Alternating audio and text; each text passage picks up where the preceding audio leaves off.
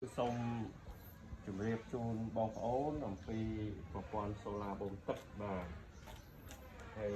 ឥឡូវនេះយើងឃើញកាលណាយើងនិយាយពីប្រព័ន្ធសូឡាបូមទឹកយើងនិយាយពីម៉ូទ័របូមទឹក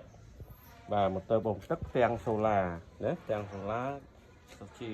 ប្រភពថាមពលដែលយើងអាចយកមកអស់ម៉ូទ័របូមទឹកបាន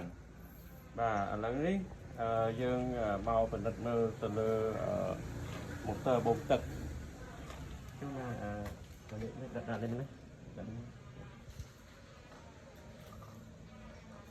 បាទម៉ូទ័របូមទឹក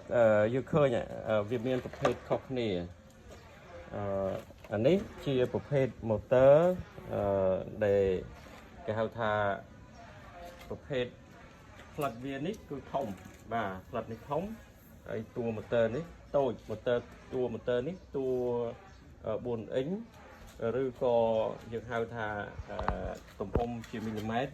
95មីលីម៉ែត្របាទចំណែកឯផ្លិតនេះវា6អ៊ីងបាទ6អ៊ីងវាធំហើយជាទូទៅម៉ូទ័រប្រភេទនេះយើងដាក់នៅក្នុងអណ្ដូងដែលមានទំហំធំបាទទំហំ1 តឹកកន្លះអណ្ដូង1 តឹកកន្លះគឺថាយើងអាចដាក់បានណាដាក់បានហើយប្រភេទនេះគឺទឹក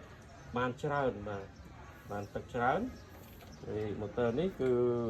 ទឹកវា30គីបជាងហើយសយោចេញនេះអានេះគឺ80បាទ80មីលីម៉ែត្រជាប្រភេទដែលម៉ូទ័រចេញទឹកច្រើនកម្លាំងវា4សេស